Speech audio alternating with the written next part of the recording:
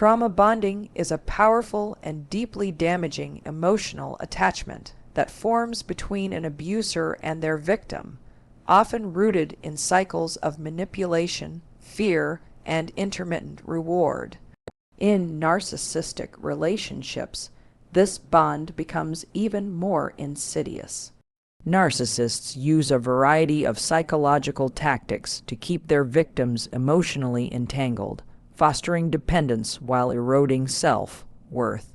Central to this manipulation are the lies they tell, strategic, brutal, and often disguised as love, concern, or truth. These lies don't just deceive, they condition victims to doubt their own reality, blame themselves, and stay loyal to someone who continually harms them.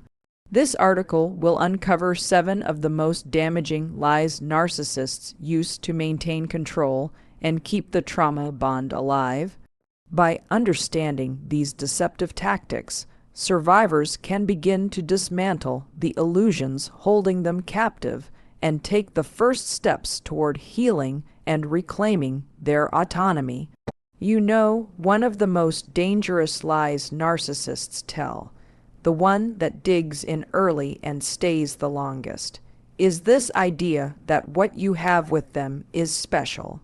They create this illusion of a unique connection, something so rare, so intense, that you start to believe no one else could possibly understand you the way they do. And it feels real in the beginning, right? The late night conversations, the eye contact that lingers too long, the feeling that you've finally met someone who sees you like no one else ever has. But here's the catch, it's not about real connection, it's about control. This illusion is carefully constructed. They mirror you, they say what you want to hear. They study your fears and your hopes and then use them to hook you in. You're not falling in love with who they truly are. You're falling for a reflection of yourself, projected back at you to keep you invested. And once you're in deep, they shift. The warmth turns cold, the attention fades. But by then, you've been conditioned to believe that the connection is worth fighting for. That if you could just get back to what it was in the beginning, it would all make sense again. They'll even dangle the past in front of you. Remember how it used to be. We were perfect back then. And you hold on to that memory like it's a lifeline. You ignore the red flags, the lies, the emotional withdrawal, because that original spark felt so powerful. But it wasn't love. It was manipulation. They weren't giving you something magical. They were baiting a trap. And because it felt so real, because it was tied to your deepest emotional needs, you start to question yourself when things go wrong. And here's what really messes with your head. They make it seem like this connection is something you're lucky to have, as if they chose you out of everyone in the world, so you must be special, but not in the empowering way. In the "you better not lose this" way. And now you're performing, compromising, shrinking yourself to protect a bond that was never built on truth to begin with. You're not in love with them. You're in love with the idea of what you thought it was. That's how the trauma bond takes root. They distort your sense of reality until the pain becomes normalized and the highs become addictive. And that's the lie that keeps you stuck, the belief that what you had was real, rare, and worth sacrificing yourself for. But it wasn't real, it was rehearsed, crafted. A performance designed to break down your boundaries, not build a future with you. And that's why the illusion has to die before the healing can begin. Let me tell you something that's hard to hear. But even harder to live through. Narcissists will make you believe that their inability to love you is your fault. They twist the narrative so subtly that you don't even notice it happening.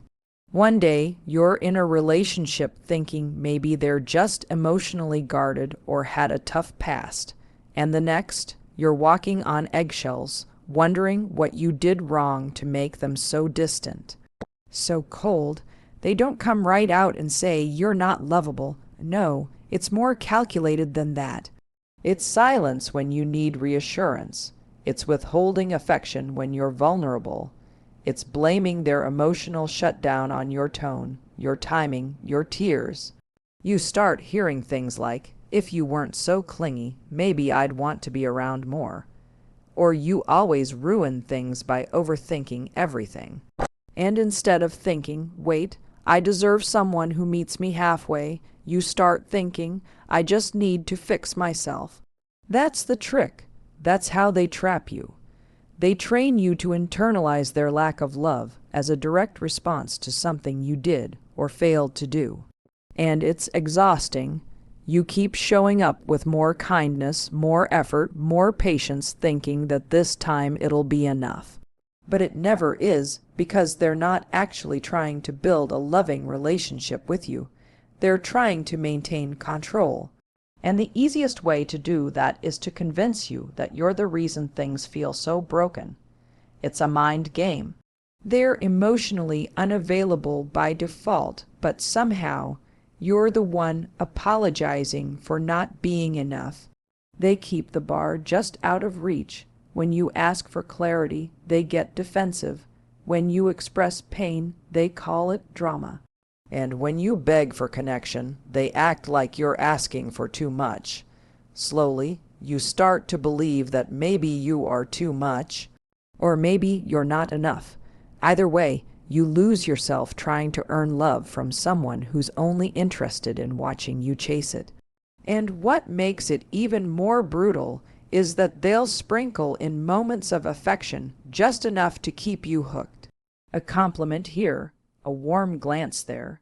You cling to it like proof that they do care, that love is still possible if you can just get it right next time. But it's not love, it's control wrapped in false hope. And every time you don't get the reaction you need, you sink deeper into self. Blame instead of questioning why someone who claims to love you makes you feel unworthy. So if you've been made to feel like you're responsible for their lack of love, hear this now. It was never your job to fix someone who refuses to show up fully. There comes a point in the relationship where you start to feel like you're losing your grip on reality. You question your memory, your instincts, even your sanity, and it doesn't happen all at once. It creeps in slowly. That's the thing with narcissists. They don't just lie to you. They lie asterisk for asterisk you. They rewrite the truth and then hand it back to you like a favor. One of the most damaging tools they use to keep you trapped is feigned innocence paired with gaslighting. It's psychological warfare dressed up to look like confusion and innocence. You bring something up, something they did or said that hurt you, and they act surprised. Maybe it's a flat-out denial, asterisk, "I never said that." Asterisk, or maybe it's a soft, confused kind of denial. Asterisk, "Wait, you really think I meant it like that?" Asterisk, either way, the message is the same. Asterisk, you're wrong, asterisk, and not just wrong. You're irrational, overreacting, sensitive, making things up.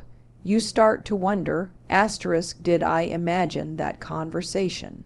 Maybe I misunderstood. Maybe it really wasn't a big deal, asterisk. That's how gaslighting works. It doesn't just distort the truth. It distorts asterisk, you asterisk. It chips away at your confidence to the point where you second, guess everything, and they play the innocent so well. Their tone, their body language, even the way they phrase things. It's all designed to make you feel like the unstable one. And the longer you're exposed to it, the harder it becomes to trust yourself. You go from, "I know what I heard," to "maybe I'm just too emotional." And that shift, that loss of self-trust, is exactly what keeps the trauma bond alive. The hardest part is that these moments don't feel like outright abuse. They feel like misunderstandings, like little cracks in communication. But over time, those cracks form a pattern, and the pattern becomes a cage. You start shrinking in conversations. You stop bringing things up because every time you do, you end up feeling worse than before. They never own their behavior. They never meet you in accountability. Instead, they twist it until you become the problem, and they just sit there, why? Died and innocent, like they have no idea what you're talking about. And what's terrifying is how effective it is. Because when someone pretends they didn't mean to hurt you, it makes you doubt your pain. And when they act like your reactions are overblown, it makes you feel ashamed for having emotions in the first place. That shame becomes silence. That silence becomes distance from your own voice. And that's exactly where they want you. Quiet, confused, and easy to control. So, if you've been left feeling like you can't trust your own mind, let me say this clearly. You are not crazy. They just needed you to believe that so they could keep getting away with it. You know, something that's so cruel about narcissists is how they take the very things that make you who you are. Your kindness, your empathy, your sensitivity, and use them against you. It's like they weaponize your feelings, turning your strengths into weaknesses in their game of control. When you're naturally empathetic, when you care deeply and feel things intensely, that's a beautiful part of you. But in their hands, it becomes a vulnerability, a tool to hurt you in ways that are invisible to everyone else. They'll say things like, "You're way too sensitive," or "You always take things so personally." At first, it might seem like a passing comment, but over time, those words start to stick. You begin to question your reactions, wondering if maybe you are overreacting, if maybe your feelings are just too much. And because you want to be someone who's easy to love, you start to suppress your emotions, shrink them down so they don't scare anyone off. But what you're really doing is disconnecting from yourself. The irony is that your sensitivity is exactly what drew them in, the way you see the world, your ability to feel and understand. They may have even complimented you on it in the beginning, calling you too good, too kind, or the only one who gets me. But once they have you, that same sensitivity becomes a target. If you cry, they say you're dramatic. If you speak up about feeling hurt, they accuse you of being too emotional. It's a way to silence you without saying outright, "Stop feeling." And when you're silenced, you're easier to control. Because if you don't trust your feelings, if you believe your emotions are a problem, you stop standing up for yourself. You stop setting boundaries.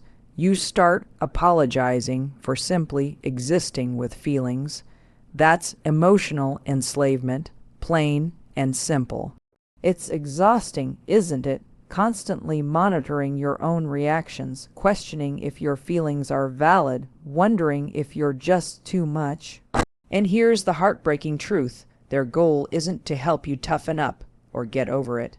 Their goal is to keep you off balance, vulnerable, and dependent on their approval.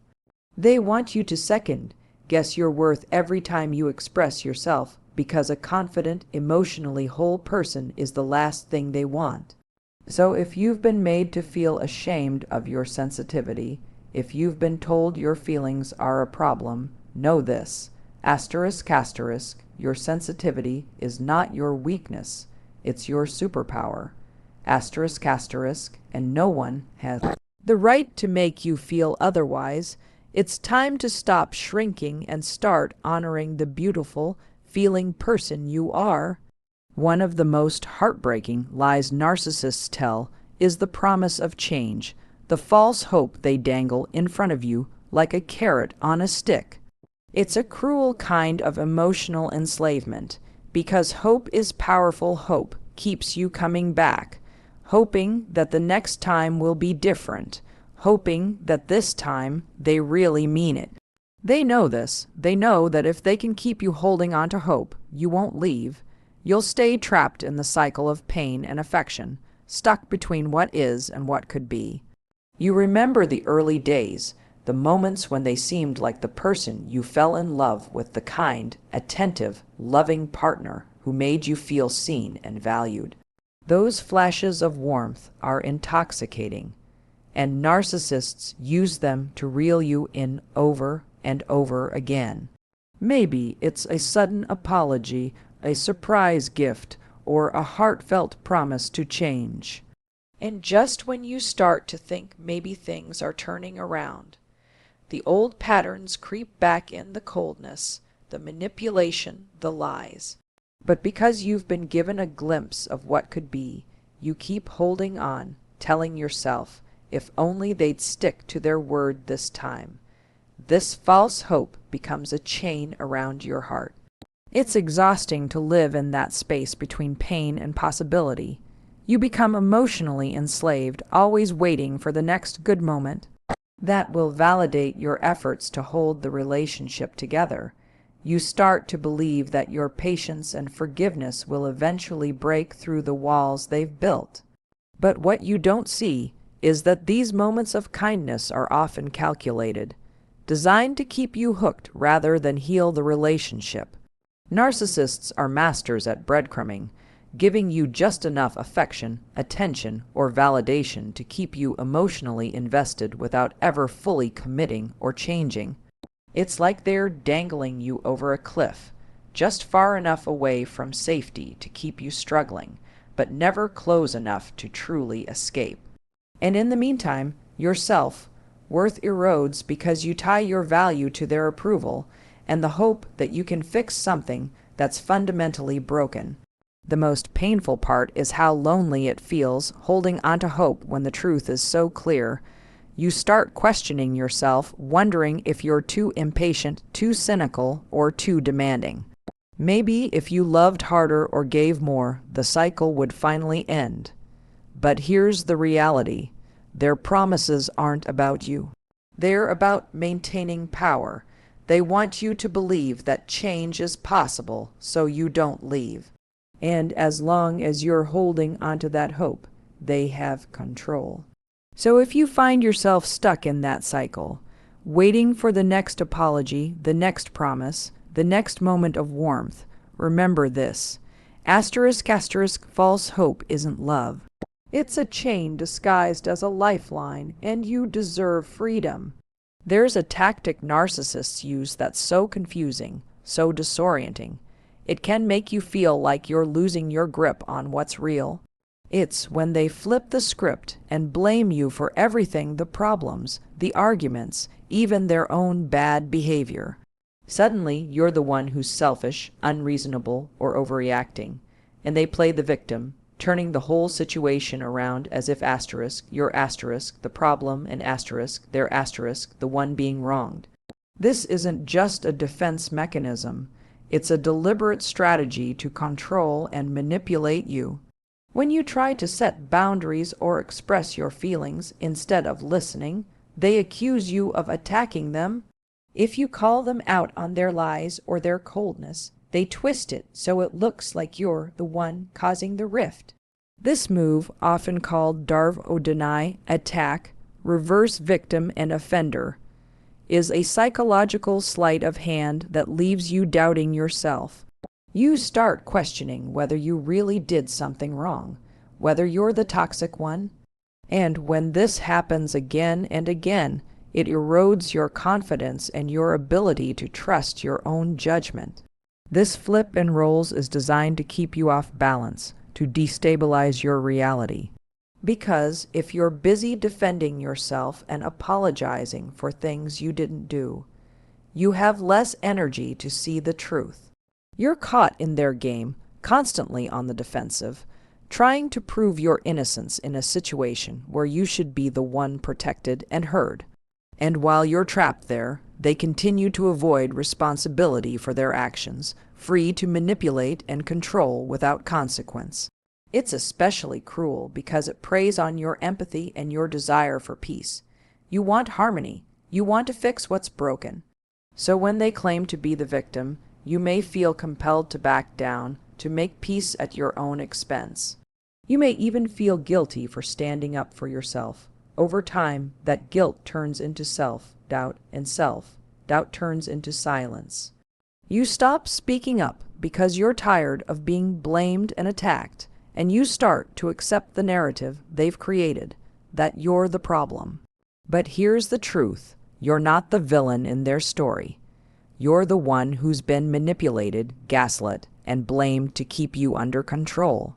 The script they're writing isn't about fairness or truth.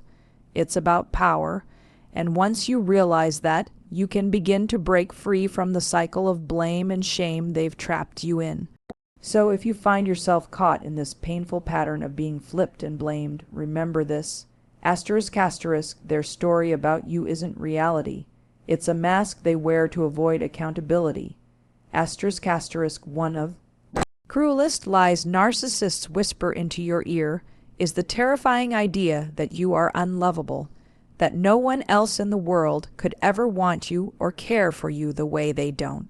It's a quiet, insidious fear they plant deep inside your heart, a fear that grows over time until it feels like a shadow you carry everywhere. They make you believe that if you leave, you'll be utterly alone, rejected by everyone else, and that they are your only chance at love, even if what they give you is pain. This fear is powerful because it taps into one of our most basic human needs, the need to belong, to be accepted, to be loved. When a narcissist convinces you that you are unlovable, they isolate you emotionally.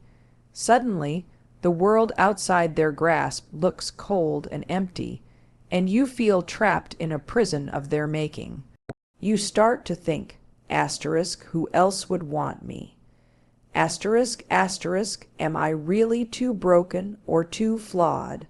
Asterisk, asterisk, maybe they're right. Maybe I don't deserve better. Asterisk, and that doubt gnaws at your soul, making it harder to leave even when your heart knows you should. They use this fear like a leash, tightening it whenever you try to pull away.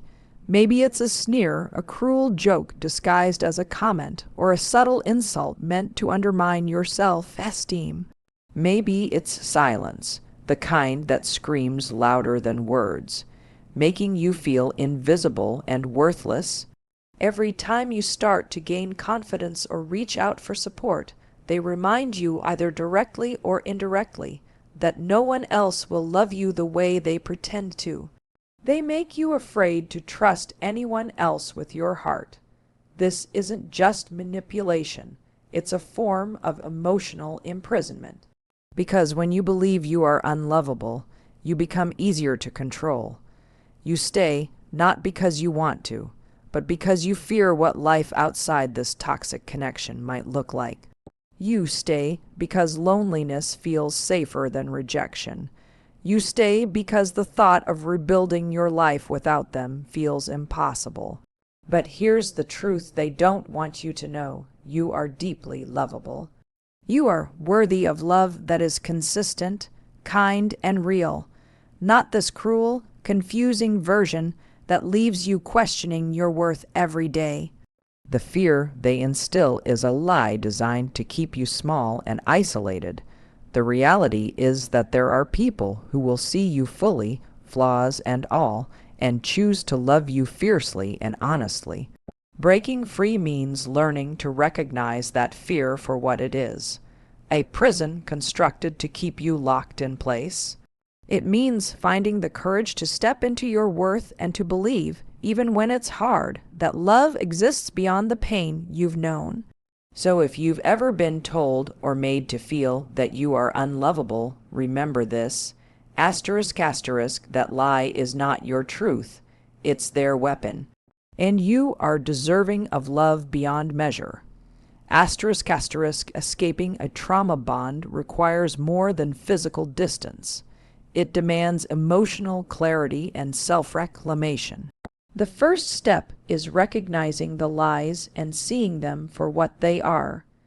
Manipulative tools, not truths. Rebuilding yourself. Worth may involve therapy, support groups, journaling, or trauma-informed coaching. Cut off contact where possible and surround yourself with people who affirm your reality and remind you of your value. Healing isn't linear, but every step toward truth weakens the bond that once held you captive. Narcissists thrive on confusion, control, and emotional chaos. Their lies are designed to isolate you, break you down, and convince you that they are your only lifeline. But the truth is, you are not unlovable, you are not to blame, and you are not alone. Understanding these lies is the first powerful move toward breaking the trauma bond. With time, support, and self-compassion, you can reclaim your voice, your strength, and your freedom.